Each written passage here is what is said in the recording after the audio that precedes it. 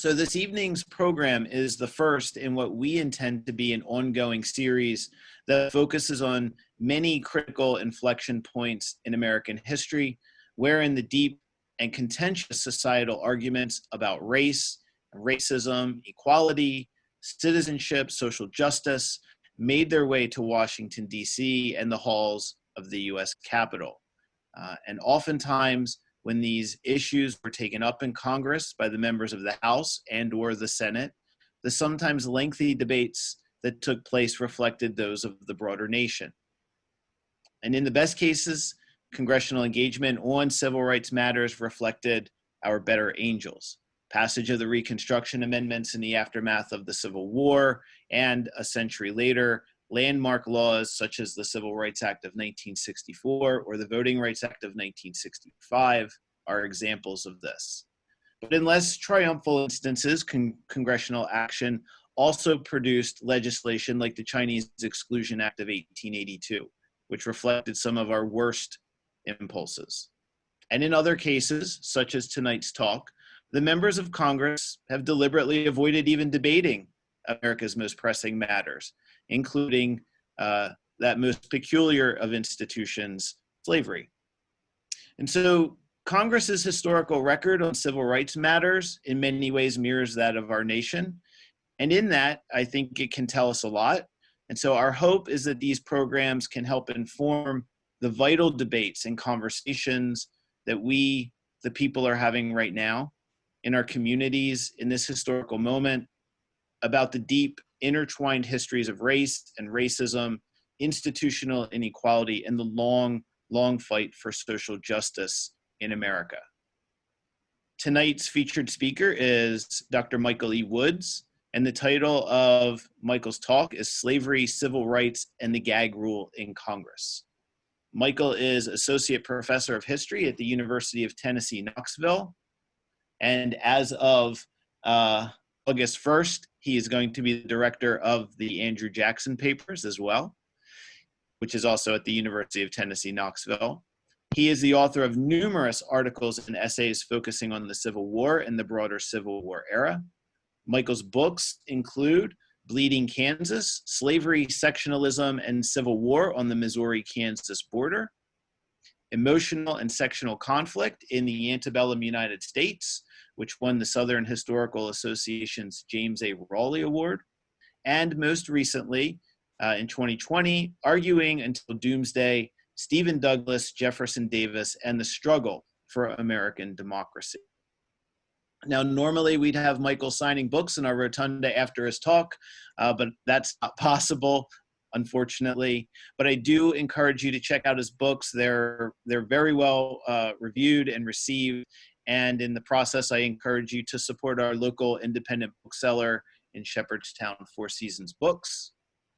And before I turn things over to Michael, I also want to say that if you like this program and you want to see more, if you've enjoyed past Byrd Center programs and you want to see more of them, please visit our website, byrdcenter.org, and consider making a contribution to support the center.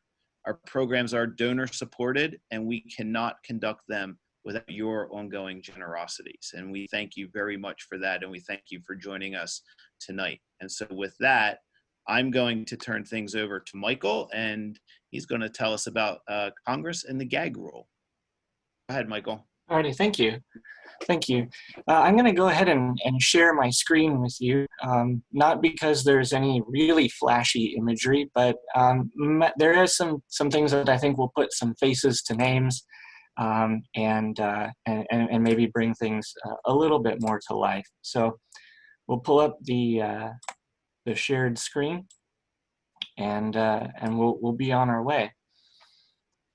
I want you to start by thinking of the First Amendment, and I want you to think of what immediately comes to mind. What's most important to you? Now, this might be a uniquely well-informed audience that I'm talking to, but I bet if we did a more general poll, we would find that most Americans today would probably cite freedom of speech and religion first, with freedom of the press probably high on the list. Freedom of assembly might lag behind, and I suspect that bringing up the rear, we would find the right to petition. 19th century Americans would have ranked the right to petition much higher. They would have remembered that the rejection of petitions was a key precursor to the American Revolution, one that was important enough to be denounced in the Declaration of Independence. We have petitioned for redress in the most humble terms, reads the Declaration. Our repeated petitions have been answered only by repeated injury. That document then proclaims that a leader who acts this way is, quote, unfit to be the ruler of a free people. And we have to remember that in an era before cable news and social media, before quick transportation between Main Street and the Beltway, before opinion polls and focus groups, petitions connected elected officials to their constituents. The scholar William Lee Miller has reminded us that the modest exercise of signing a petition, as he puts it, was a chief way the public made known its sober will to its representatives. So in this context, it was perhaps natural that the right to petition was central to one of antebellum America's bitterest struggles over slavery. Indeed, one historian has called it the Pearl Harbor of the slavery controversy. Between 1835 and 1844, the question of whether Congress should receive abolitionist petitions provoked a recurring conflict that disrupted the legislative process, transformed abolitionists' public image, and raised some disturbing questions about whether the enslavement of Black Americans required the repression of white Americans. Could the nation keep 1/7 of its inhabitants in chains without infringing the civil rights of the other 6? Or was an injustice enacted in Congress a threat to justice nationwide? We'll see that debate over these questions catalyzed a transformation of pro-slavery politics, which, and I think by the end we will conclude, both broadened its appeal, but also to some degree limited its egalitarian potential. So there's a bit of a double-edged sword here. The petition controversy of the 1830s and 1840s was sparked by an abolitionist movement that had grown by leaps and bounds in the early 1830s. Skeptical of predictions that slavery would vanish on its own, impatient with gradual emancipation schemes, and alarmed by the intransigence of pro-slavery politicians, Black and white Northerners had built a well-organized campaign calling for immediate abolition.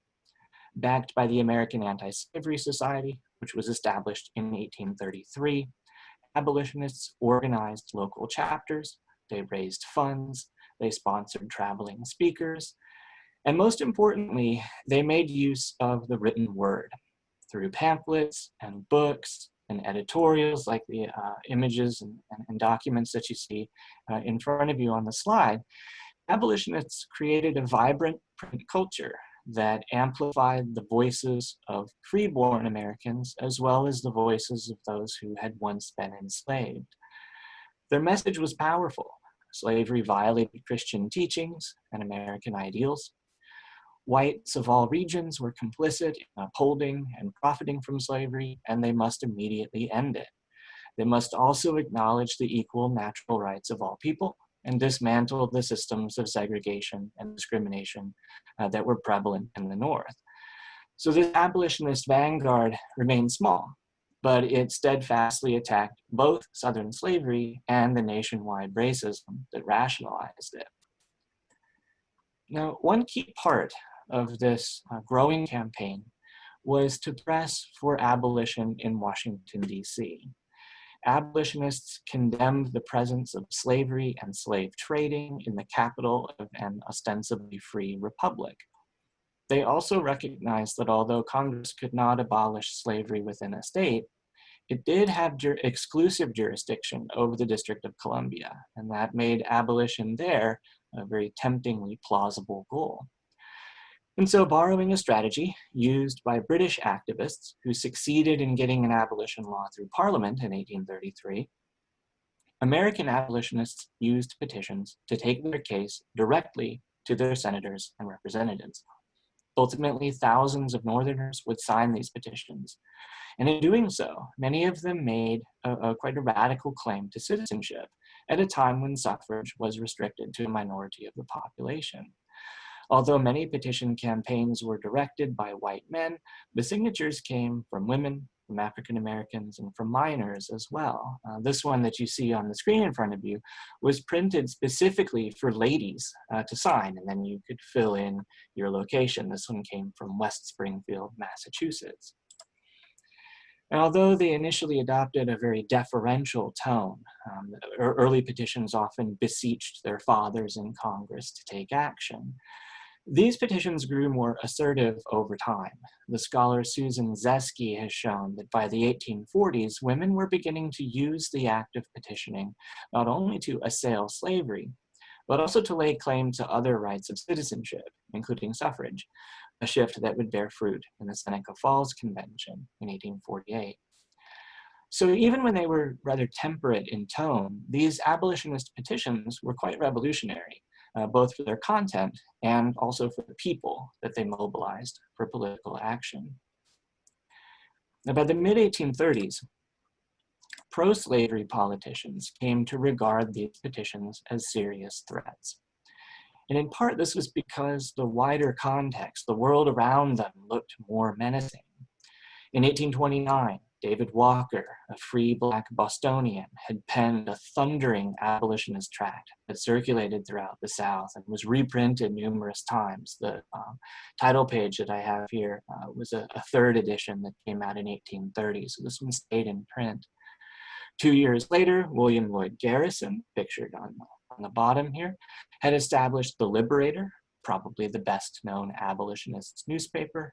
And that same year, Nat Turner, pictured here on the right, had led an insurrection in Virginia.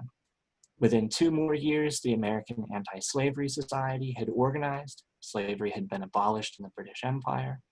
2 years after that, in 1835, abolitionist pamphlets had flooded into the South in a direct mailing campaign that was stifled only by restricting abolitionists' use of the post office. Some pro-slavery politicians worried that in the aggregate, that this abolitionist onslaught might weaken white Southerners' commitment to slavery and undermine their efforts to defend it. As South Carolina Senator John C. Calhoun put it, hearing thousands of abolitionist petitions year after year could leave white Southerners, quote, not only degraded in our own estimation and that of the world, but exhausted and worn out as well. So it was in this context that the 24th United States Congress convened on December 7, 1835. According to its rules, the House spent the first 30 days of each session hearing petitions. After being introduced by a representative, most petitions were printed and referred to the appropriate committee. Now, in the past, abolitionist petitions had been handled according to this procedure. And then typically they would either be buried in committee or reported upon unfavorably. But now, in 1835, some pro-slavery congressmen wanted to slam the door in abolitionists' faces to reject their petitions so forcefully that they would abandon their cause. So, when an abolitionist petition, signed by 172 ladies from Maine, was presented on December 16th, South Carolina Representative James Henry Hammond, who's pictured here on the left, moved that the House refuse to receive it or any like it. Hammond, who later became famous for proclaiming that cotton was king, argued that it was not enough to simply hide these petitions in committee or even to table them immediately. He wanted them blocked at the threshold in case they might sneak off the table or out of committee later into discussion on the floor. This was the origin of what became known as the Gag Rule, an effort to forestall debate over slavery by rejecting abolitionist petitions outright. In early January 1836, so in the same session, Calhoun, pictured here on the right, proposed a similar policy for the Senate. Like Hammond, Calhoun argued that Congress had no power to abolish slavery in Washington, and that although it was bound to receive petitions that made acceptable requests, it was compelled not to receive those that asked for unconstitutional action. He insisted, like Hammond, that refusing a petition was no infringement on the right of petition itself. Now, this claim that we see from Hammond and Calhoun and their supporters, their claim to respect the right of petition, would have sounded more sincere if Southern lawmakers had not already proven their willingness to curtail civil liberties in defense of slavery. Most slave states had laws already that severely restricted freedom of speech and of the press. In Virginia, for example, it was illegal, quote, to advocate or advise the abolition of slavery, either in word of mouth or in print. Across the South, many of these laws were tightened in the 1830s as Northern abolitionism gained momentum. Southern state governments had also recently, in the last few years before 1835, taken a big step further when they asked Northern states to enact similar laws. In the name of harmonious union, to cite one example, the South Carolina legislature admonished Northern governors and legislatures to, quote, promptly and effectually suppress all those associations within their respective limits purporting to be abolition societies, and to make it illegal to print, publish, or distribute abolitionist texts. Now, if you think about this, even Northerners who cared little about conditions in the South or actual enslaved people, these overtures looked dangerous because they suggested that this pro-slavery regime in the South might reach into their own states. As one historian has put it, by the mid-1830s, it looked increasingly doubtful whether slavery, these are the scholar's words, even if confined to the South, was compatible with Republican government. Not only was the enslaved Black person denied every freedom, but now the white person was to be denied the freedom to talk about it. Now, ironically, in the short run, Hammond and Calhoun's proposals, their proposed gag rules, had the opposite effect. They triggered a sharp debate that lasted deep into the 1835 to 36 session of Congress. Northern critics argued that the rule would eviscerate the right of petition, with some professing shock and dismay that Southerners had abandoned the civil libertarianism associated with Thomas Jefferson. A few, including William Slade of Vermont, even expressed support for the petitioner's request for the abolition of slavery in the district. Southern supporters of the gag countered by denouncing abolitionists as a murderous bunch of fanatics who wanted to incite slave revolts. And many agreed with the Georgia representative who insisted that only by gagging abolitionist petitions would white Southerners be, quote, secure in their lives, their property, and their rights. So we have two kind of poles of opinion here. Caught in between were centrists from both regions who worried that this debate would damage the national Whig and Democratic parties to which the vast majority of them held allegiance. They hoped to find some way to finesse the issue so as to keep slavery out of congressional debate while not flagrantly violating civil liberties. And in the end, as is often the case, this cautious middle group got its way. In mid-March 1836, the Senate voted to receive and then immediately reject all abolitionist petitions, preventing them from ever emerging out of committee or off the table. In late May, the House adopted a rule whereby abolitionist petitions were received and automatically tabled with no opportunity for discussion. Now, Hammond and Calhoun actually hated these rules. They saw them as half measures. And on the other end, Northern abolitionists and civil libertarians saw them as outrages against constitutional liberty. Now, as it happened, anxious congressmen hoped that the gag rule would discourage abolitionist petitioners. But actually, it had precisely the opposite result. For the next 8 years, these petitions would remain a focal point for political conflict, and they ensured that slavery and civil liberties remained in the political spotlight. This debate unfolded both in public and within Congress. Publicly, abolitionists took their case directly to a somewhat more sympathetic Northern electorate. Previously, many white Northerners had either been indifferent to abolitionism or outright hostile to it. As recently as October 1835, for instance, an angry mob had seized William Lloyd Garrison and dragged him through the streets of Boston. But by the summer of 1836, abolitionists, in the eyes of many Northerners, began to look less like subversive fanatics and more like martyrs for civil liberties, and abolitionists capitalized on this. That August, leading members of the American Anti-Slavery Society published a popular appeal in which they blasted the Gag Rule and argued that this issue affected everyone.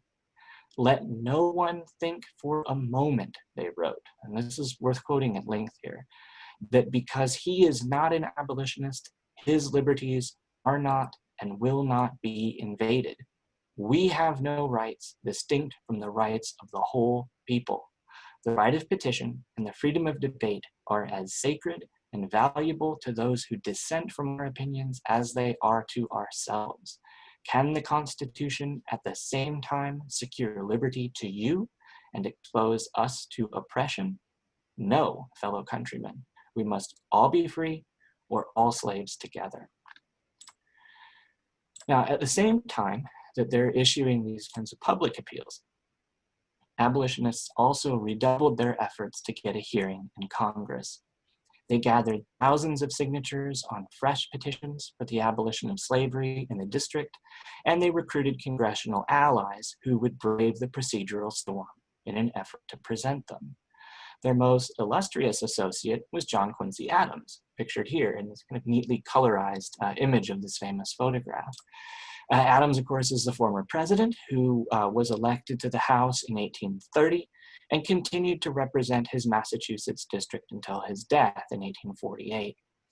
Adams kept the petition issue alive in Congress, ridiculing those who thought the gag would prevent discussion of slavery, and compelling them to confront the issue again and again. Perhaps most famously, in February 1837, Adams asked whether he could present a petition ostensibly signed by 22 slaves. When a South Carolina representative rebuked him and argued that Adams ought to be thrown into prison, Adams sprang his trap, revealing that the petition had asked that the signers remain enslaved. This was a forgery that had been sent to him. Adams knew it, but in this situation, it made perfect bait. Now, the House renewed its gag rule in December 1837 and again in December 1838, but it could only persist so long as enough Northerners would join Southern representatives in supporting it. And the longer that Adams and his allies kept up the pressure, the harder it was for Northern congressmen to swallow the rule, which seemed both too weak to suppress the slavery issue and yet too strong to be consistent with civil liberties. Now, events in the House took a somewhat graver turn in 1840, when members imposed a harsher gag. Previously, the House had maintained a very slender but important distinction between receiving and immediately tabling abolitionist petitions, which was a policy that many Northern members accepted, and refusing to receive them at all, which was what Southern hardliners had always wanted. In January 1840, a Maryland congressman named William Cost Johnson introduced an extreme gag rule, which flatly refused to receive any petition praying for the abolition of slavery.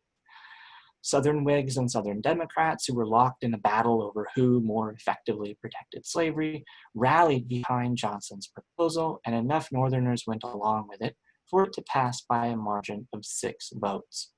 And this is important to compare. Previous gags had passed much more easily, sometimes by margins of around 50 votes. Nevertheless, Adams continued his battle. Several times in 1841, the House actually voted to repeal the Johnson gag, only to reimpose it on a revote. But Northern congressmen's willingness to tolerate the gag was weakening. Northern Democrats in particular were torn between party loyalty and constituent pressure. And Adams knew that the more time that Congress spent debating the gag, the harder it would be for these reluctant Northerners to maintain that balancing act.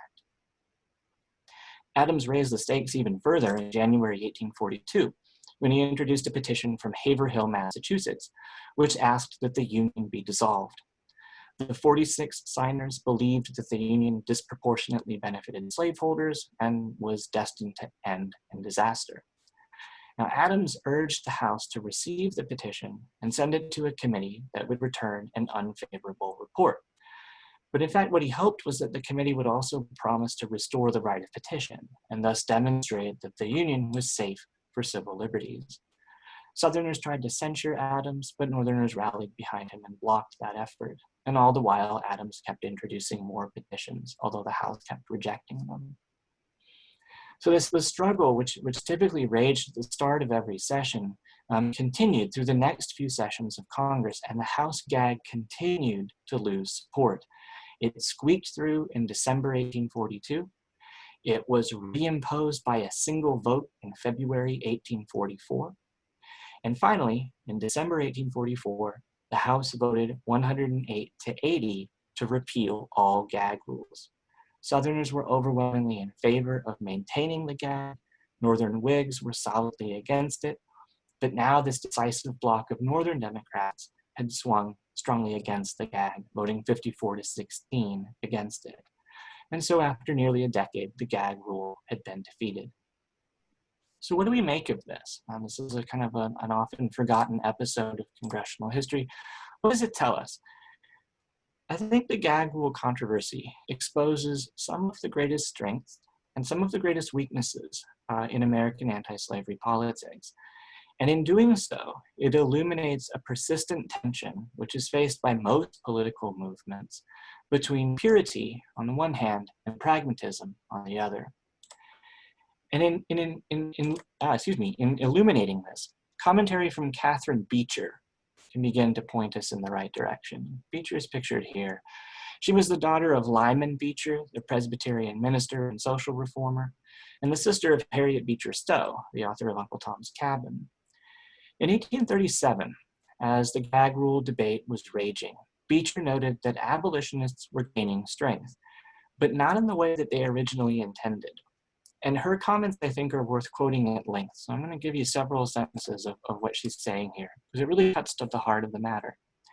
Beecher wrote, "The violence of mobs, the denunciations and unreasonable requirements of the South, the denial of the right of petition, the restrictions attempted to be laid upon freedom of speech and freedom of the press are generally spoken of with exultation by abolitionists as among the chief means of promoting their cause. It is not so much by exciting feelings of pity and humanity and Christian love toward the oppressed, as it is by awakening indignation at the treatment of abolitionists themselves that their cause has prospered. How many men have declared or implied that in joining the ranks of abolition they were influenced not by their arguments or by the wisdom of their course, but because the violence of opposers had identified that cause with the question of freedom of speech, freedom of the press, and civil liberty." I think in writing this, Beecher had struck upon precisely the strategy that a growing number of anti-slavery activists embraced in the years after the gag rule controversy. In the 1840s, and even more so in the 1850s, these savvy operatives transformed anti-slavery from a fringe movement into a popular crusade that ultimately produced the Republican Party, and in 1860 elevated Abraham Lincoln to the presidency. Rather than focus on the oppression or the suffering of actual enslaved people, they focused on the dangers that slavery posed to free people. They focused, that is, on what they called the slave power, the slaveholding aristocracy that they argued ruled the republic for its own benefit while trampling on the liberties of the nation's white non-slaveholding majority. And you can see this reflected in this moderate anti-slavery publication on the right. It features a map in which we have these dark and menacing slave states threatening the lily-white free states. It emphasizes the aggressions of the slave power. And nowhere on it do we see the imagery that we find in abolitionist pamphlets. There's no families being separated at the auction block. There's no one being flogged or beaten. It was this appeal to repel the slave power, not the far more radical appeal for abolition and equality, that transformed anti-slavery into a mass movement. And for this reason, many committed abolitionists stood aloof from it, arguing that they would not sacrifice ideological purity for a boost in popularity. By the 1850s, we see a clear divide between a radical abolitionist vanguard and a far more moderate, but also far more electorally powerful anti-slave power movement. Now, the trade-off here is important, and it's also morally complex. On one hand, the moderates had a message that could inspire white Northerners who were notoriously racist, but also understandably concerned about their own civil liberties. It was the moderates who gained political power in 1860, and it was Abraham Lincoln's hand, not William Lloyd Garrison's, that signed the Emancipation Proclamation. We ought never to underestimate the historical importance of this more limited brand of anti-slavery politics. As someone who's written quite a bit about how these moderate anti-slavery politicians built a winning coalition, I would be the last historian to discount the importance of their achievements. On the other hand, the moderate anti-slave power movement had strayed pretty far from the core messages and goals of the abolitionist petitioners who provoked the Gag Rule controversy in the first place. Petitions calling for abolition in the District of Columbia focused squarely on the suffering inflicted upon enslaved people. One petition, signed primarily by women, referred to what they called the nameless and numberless wrongs of which the slaves of our sex are made the defenseless victims, and they prayed for their deliverance from oppression. So while the petition campaign triggered a debate about the rights of free people, the petitions themselves and the movement that inspired them focused directly on the far greater wrongs that were being inflicted upon enslaved people. And there's probably no better illustration of the gulf between these two kind of vantage points than what appeared in April 1862, when Lincoln signed into law a bill that abolished slavery in the District of Columbia. Now, this marks the realization of a long-cherished abolitionist goal. And in one sense, you could say that the petitioners, after many years, had prevailed. That said, the law also provided compensation for slaveholders to the tune of around $300 per person liberated from slavery. So the abolitionists would criticize this law for having acknowledged the right of property in human beings, which was a right that the abolitionists adamantly denied. Abolitionists had long rejected compensated emancipation, arguing that you shouldn't pay people to abandon sin. So the moderates had achieved a radical goal, but they had used means that the radicals had spurned. Now, it's certainly possible to draw too sharp of a distinction between moderate and radical anti-slavery. They were on a spectrum. They weren't sealed off into completely separate camps. You do see some abolitionists end up in the Republican Party. And of course, it was a broad Republican coalition that made great strides toward equality by passing the 13th, 14th, and 15th Amendments. Yet many abolitionists also believed there was an inherent limitation to a mass party that had to cater to Northern anti-abolitionist and often, quite frankly, racist sentiment in order to have a shot at winning elections. Some abolitionists, and Garrison was among them, longed to support this mass movement, but they ultimately refused to sacrifice their fundamental belief in equality, and so they held back. With this in mind, I think that if we carefully consider Beecher's insight, it will remind us of the tremendous blind spot that actually afflicted much of the mass anti-slavery movement that framed the issue around white civil liberties rather than Black liberation and equality. And that blind spot may help us to explain why racism and discrimination have long outlived slavery, and why the great task of fully realizing the country's noblest ideals still lies before us. Thank you. I'll go ahead and end the screen sharing, and maybe we can move into the Q&A. I'm not sure of the procedure on this, but fire away if you have questions.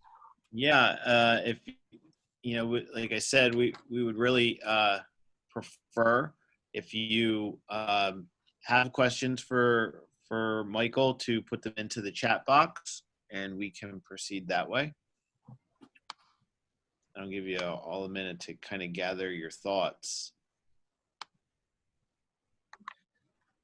As we wait for a couple questions, Michael, I'm curious to know, I think you mentioned kind of the use of sort of decoy petitions and things to kind of trip up some of these rules. where were those petitions originating from? What was the source of was it the members themselves that were making them up, or was it anti-abolition groups, or how was that kind of making its way to the Capitol? Right. I mean, I suspect that the one that Adams used was kind of anti-abolitionist hoax petition, right? But you can picture, I mean, Adams was much more effective as a congressman than he was as a president. And you can imagine him, reading this, this petition and, seeing the great potential in it to kind of have this aha moment to spring the trap. So, it was certainly meant to be a kind of a satirical petition, but he used it. I mean, that case becomes famous just because the folks who wanted to have him imprisoned for trying to start a slave rebellion were so taken aback. The vast majority of the petitions that he's introducing were real, and some of them had thousands of signatures, and they're just big, bundles of paper that they would carry in.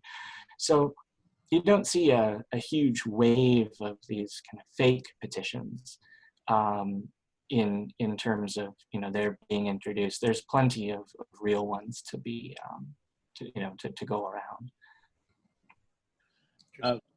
Michael, I don't know if you can see it in the chat box, but Marianne asked you to elaborate on your last point regarding the blind spot.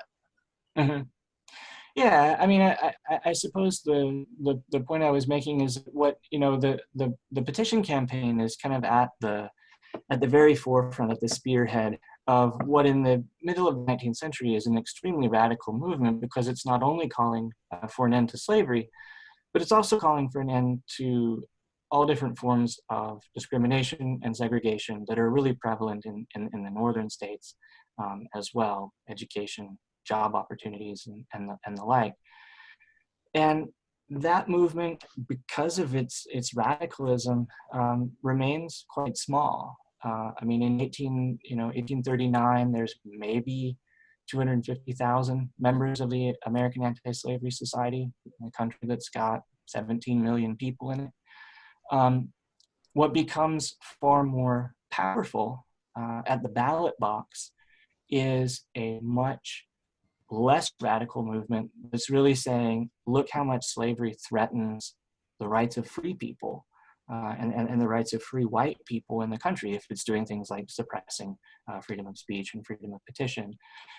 And that's the movement that really prevails. That's also the movement that ended up, abolishing slavery in 1865 with the 13th Amendment.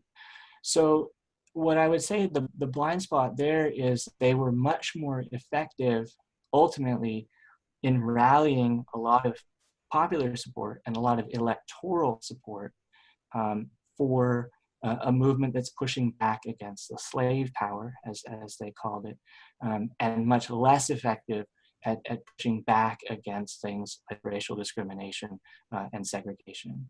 And so I think that points both, I would emphasize both the achievements and also to the limitations of that movement.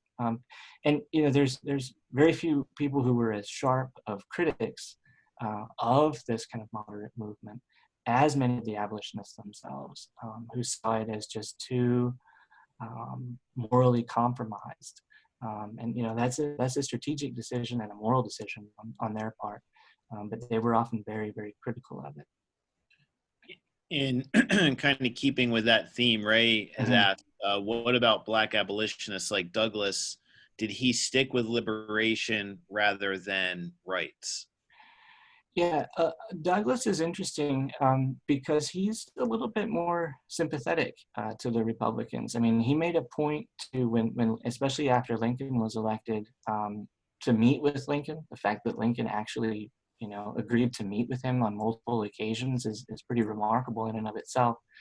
But he was more inclined to say, this party isn't perfect. I don't agree, with the kind of limitations of what they're doing, but they're the only party that's even close to anything that we want. And so there's a bit of a pragmatic streak in there. There's a fantastic book by James Oakes called The Radical and the Republican that really gets at this very productive tension between Lincoln and Frederick Douglass that looks at both their kind of mutual suspicion at times, their mutual mistrust, but also their eventually, very mutually important support.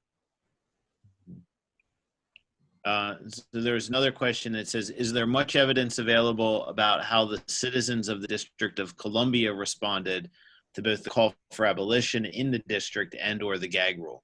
Mm-hmm. Yeah, so I mean, Washington, D.C. in the antebellum period it's clearly a slaveholding city. And of course, it's surrounded by 2 slave states, and there is a very active slave trade in the district. And so there is a lot of opposition to, this. Now, they can't vote, and they don't have district representation in Congress, is this perennial issue about the degree of participation in politics for citizens of the District of Columbia. But there's a lot of opposition to it. There's also a lot of opposition in both Maryland and Virginia to it, because legislators in those states will say, but we ceded this land for the creation of the district.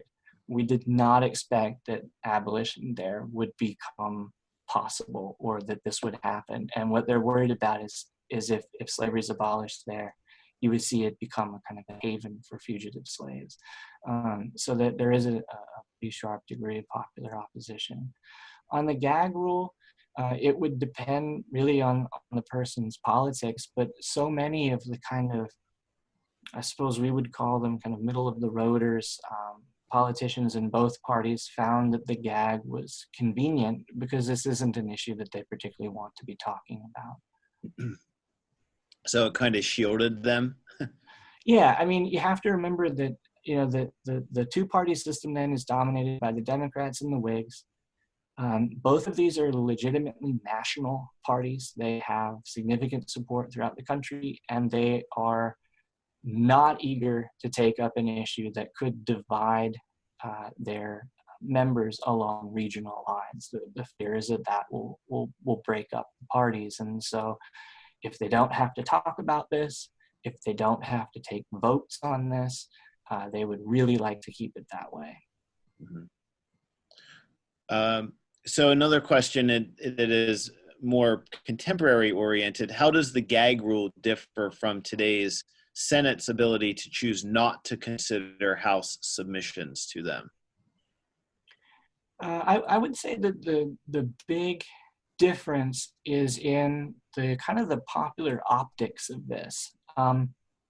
Refusing to receive petitions becomes or is seen by a lot of people as a kind of affront to the rights of the citizen. And it becomes far more popularly known and popularly contentious. So I think in terms of the kind of political capital that someone could make, either out of supporting or opposing the gag, as Adams clearly does, it has the ability to be much more explosive of an issue. Kind of returning to the era, Ray asked, did the gag rule contribute to the coming of the war? Insofar as it kind of ratchets up political tension, insofar as it gets more Northerners to think less unfavorably of abolitionists who are really unpopular in much of the North before this, I would say that it does.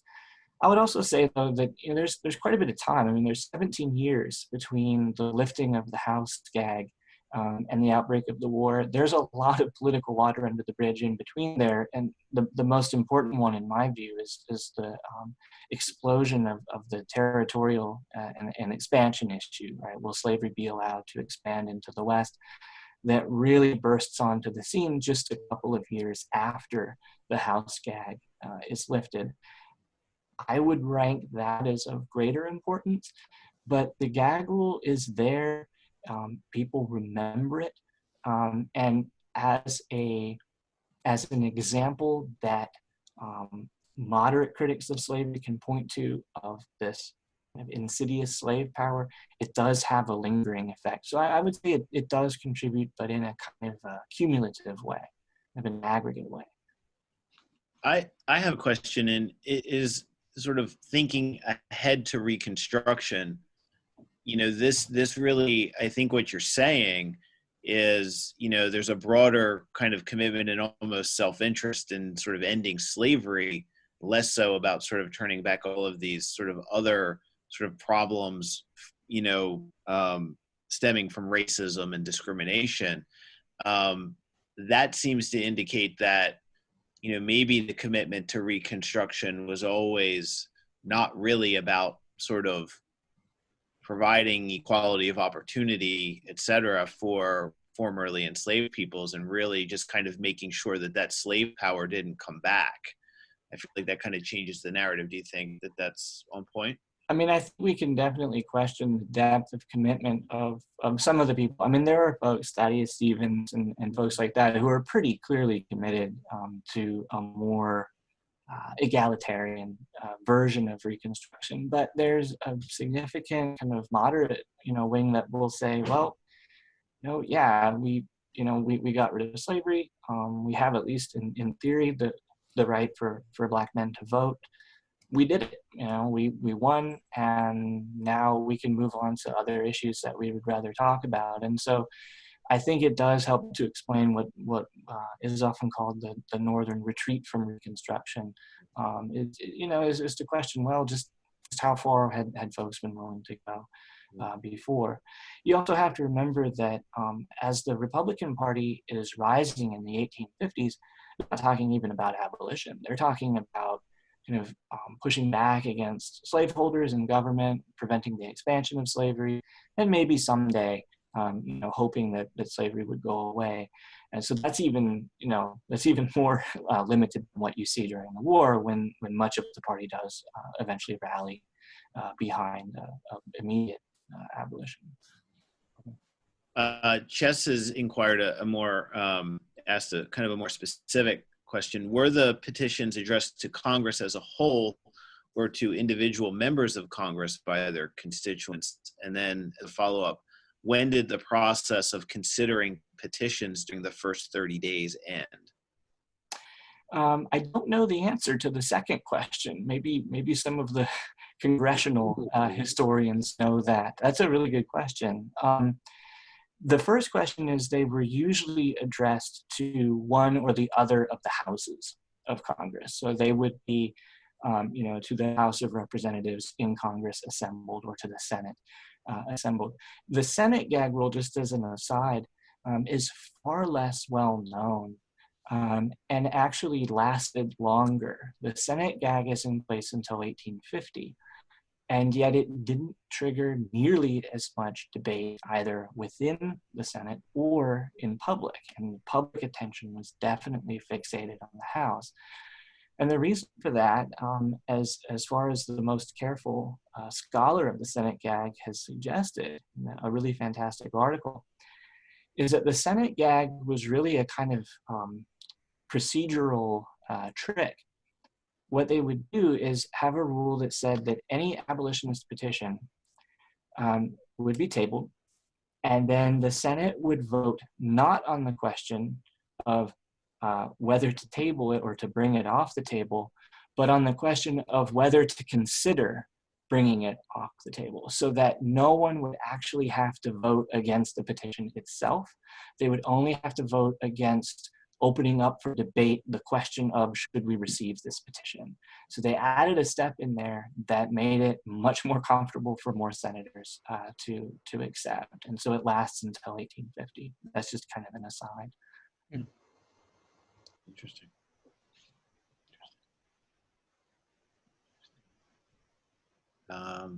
Anybody have any other questions for Michael?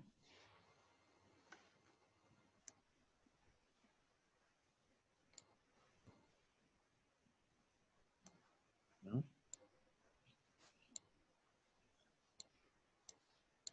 Okay. Jody, do you have a question? Are there any other instances that we know of where Congress has kind of used an approach of just kind of blanketly avoiding or sort of tabling or sort of putting space between, an issue like this? I mean, there's few issues that have challenged our sort of system as much as slavery has, but I'm curious to know if this, I guess, procedural technique if there's ever been an attempt to sort of apply it elsewhere. Well, I don't think there's nothing comes to mind to me that's perfectly comparable to this. And I think there may be an interesting reason for that. There was a very provocative, but in a really good way, article by it appeared in a law review a few years ago that suggested that the right of petition and the act of petitioning and kind of its place in American politics and American kind of thinking about citizenship never actually really recovered from the gag rule. And that people afterwards aren't turning to petitions in quite the same way on really major issues. You'll still see personal petitions, I want a pension, or, I want to be paid back for some service that I provided to the government. Those kinds of private petitions remain pretty prevalent. But on these kinds of big issues, these massive campaigns, the scholars suggest that after the gag was lifted, that the right of petition kind of drops in people's estimation of how important it is. And if you look at court cases, becomes kind of subsumed into or appended to freedom of speech. And this kind of idea that it's a separate right that is, worthy of its own clause in the First Amendment, that is kind of lost after the gag. And so that might go a long way to explaining, if it is indeed the case, we haven't seen something like this, why? And it may just be that folks are turning to other ways to try to, gain access to the political system. Chess has included another question. Did you come across any antebellum thinkers who foresaw the impact that racism and white privilege would have on the future of this country? I mean, the people who would make that argument in the 1830s and 40s and 50s tend not to be people who are in Congress, because even thinking along those lines is pretty radical for that time.